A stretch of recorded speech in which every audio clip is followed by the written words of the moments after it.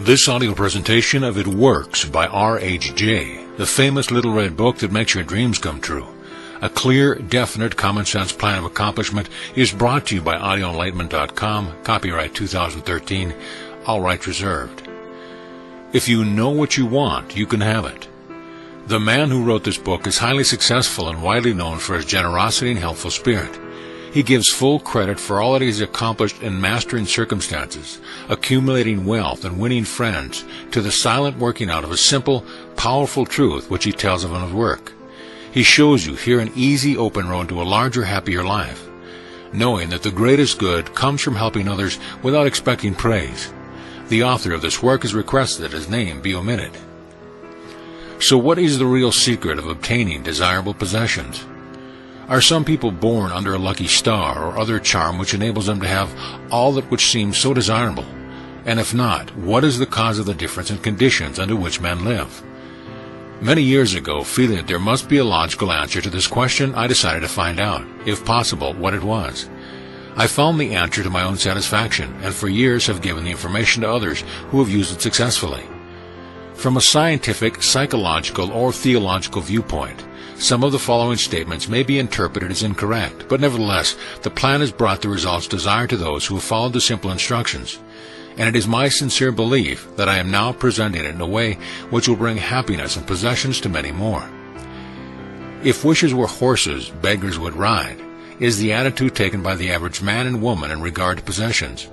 They are not aware of a power so near that it is overlooked, so simple in operation that it is difficult to conceive, and so sure in results that it is not made use of consciously or recognized as the cause of failure or success.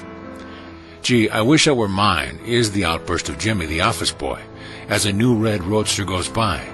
And Florence, the telephone operator, expresses the same thought regarding a ring in the jeweler's window, while poor old Jones, the bookkeeper, during the Sunday stroll, replies to his wife, "Yes, dear, it would be nice to have a home like that, but it is out of the question. We will have to continue to rent."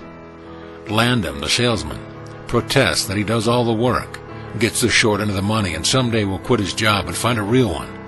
And President Bondum, in his private sanctorum, voices a bitter tirade against the annual attack of hay fever. At home is much the same. Last evening, Father declared that daughter Mabel was headed straight for disaster. And today, Mother's allowance problems and other trying affairs fade into insignificance as she exclaims, "This is the last straw." Robert's school teacher wants to see me this afternoon. His reports are terrible. "You know, but I'm late for bridge now. She will have to wait until tomorrow." So goes the endless stream of expressions like these from millions of people in all classes who give no thought to what they really want, and who are getting all they are entitled to or expect. If you are of these millions of thoughtless talkers or wishers, and would like a decided change from your present condition, you can have it. But first of all, you must know what you want, and this is no easy task. When you can train your objective mind, or the mind that you use every day, to decide definitely upon the things or conditions you desire, you will have taken your first step in accomplishing or securing what you know you want. To get what you want is no more mysterious or uncertain than the radio waves all around us. Tune in correctly and you get a perfect result. But to do this, it is of course necessary to know something of your equipment and have a plan of operation. You have within you a mighty power, anxious and willing to serve you, a power capable of giving you that which you earnestly desire. This power is described by Thompson J. Hudson, Ph.D., LL.D., author of The Law of Psychic Phenomena, as your subjective mind. Other learned writers use different names and terms, but all agree that it is omnipotent. Therefore, I call this power Emmanuel, or God in us. Regardless of the name of the great power, or the conscious admission of a God, the power is capable and willing to carry to complete and perfect conclusion very earnest desire of your objective mind. But you must be really in earnest about what you want. Occasional wishing or half-hearted wanting does not form a perfect connection or communication with your omnipotent power. You must be in earnest, sincerely and truthfully desiring certain conditions or things, mental, physical, or spiritual. Your objective mind and will are so vacillating that you usually only wish for things, and the wonderful capable power within you does not function properly. Most wishes are simply vocal expressions. Jimmy, the office boy, gave no thought of possessing the red roadster. Landham, the salesman, was not thinking of any other job or even thinking at all. President Bondham knew that he had hay fever and wasn't expecting it. Father's business was quite successful, and Mother no doubt brought home first prize from the bridge party that day. But they had no fixed idea of what they really wanted their children to accomplish, and were actually helping to bring about the unhappy conditions which existed. If you are in earnest about changing your present conditions, here is a concise, definite, resultful plan with rules, explanations, and suggestions. The plan. Write down on paper an order of their importance to things and conditions you really want. Do not be afraid of wanting too much. Go to the limit in writing down your wants. Change a list daily, adding to or taking from it, until you have it about right. Do not be discouraged on account of changes, as this is natural. There will always be changes and additions with accomplishments and increasing desires. 3 positive rules of accomplishment. 1. Read the list of what you want 3 times each day, morning, noon, and night. 2. Think of what you want as often as possible. 3. Do not talk to anyone about your plan except to the great power within you, which will unfold to your objective mind the method of accomplishment. It is obvious that you cannot acquire faith at the start.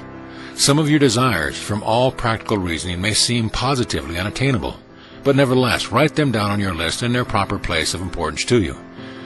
There is no need to analyze how this power within you is going to accomplish your desire.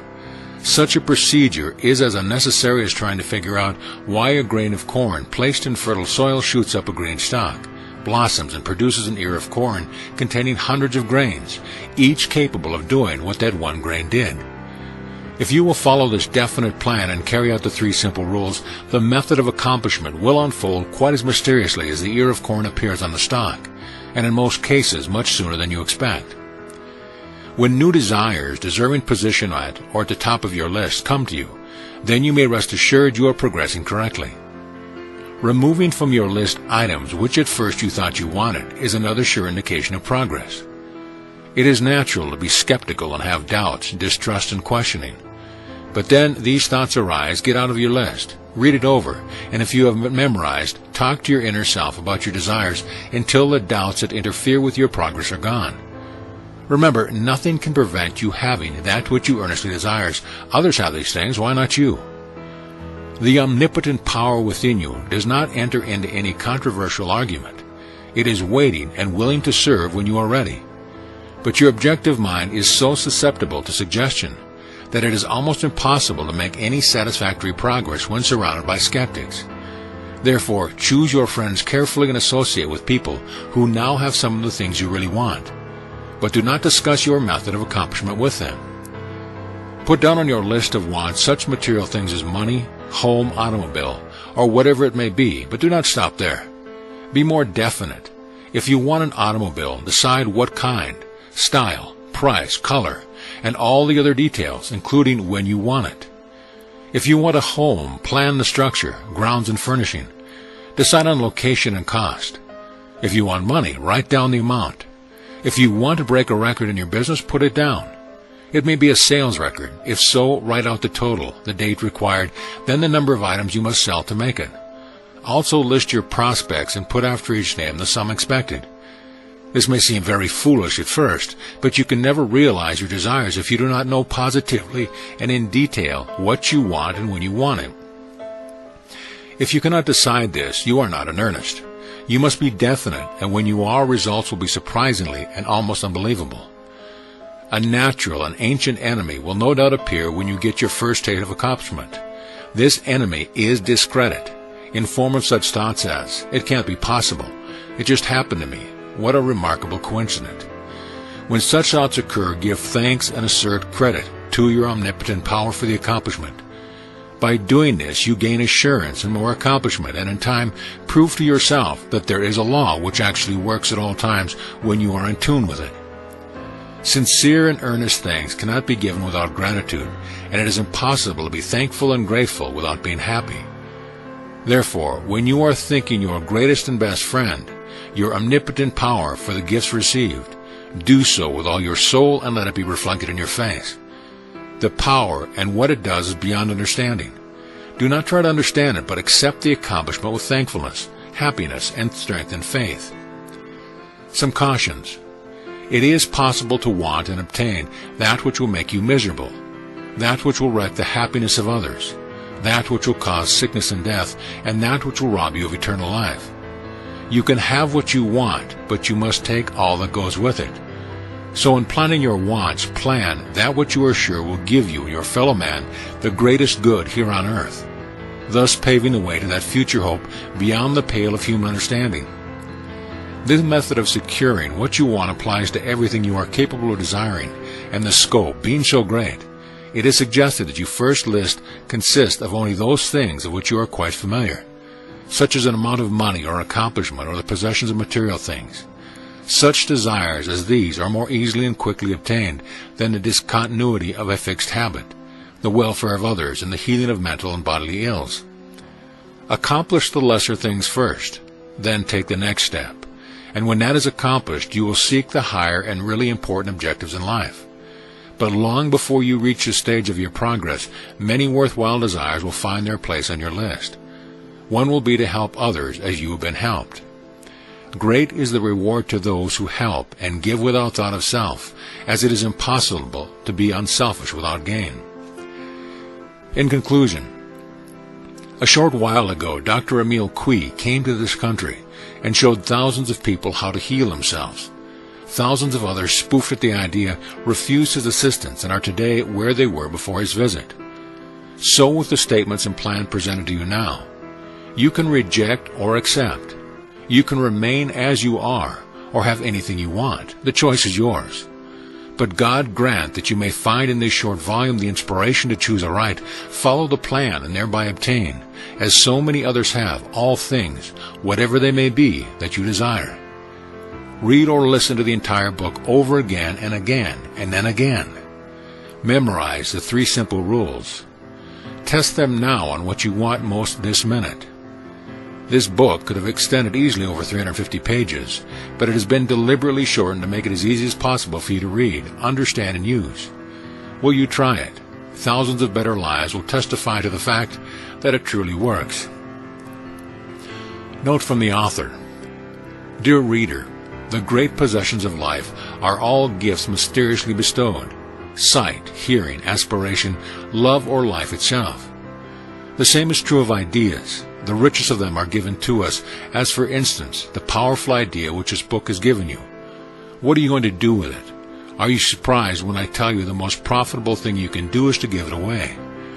You can do this in an easy and practical way by having this book sent to those you know who need it. In this way, you can help in the distribution of this worthwhile effort to make the lives of others better and happier. You know people who are standing still, or worried and discouraged. This is your chance to help them help themselves. If you withhold this book from them, you will lose the conscious satisfaction that comes from doing good. If you see that they get this book, then you put yourself in line with the law of life, which says, you get by giving, and you may rightly expect prosperity and achievement. At the very least, you will have the inner sense of having done a good deed with no hope of being openly thanked, and your reward will come securely in added power and larger life. The author.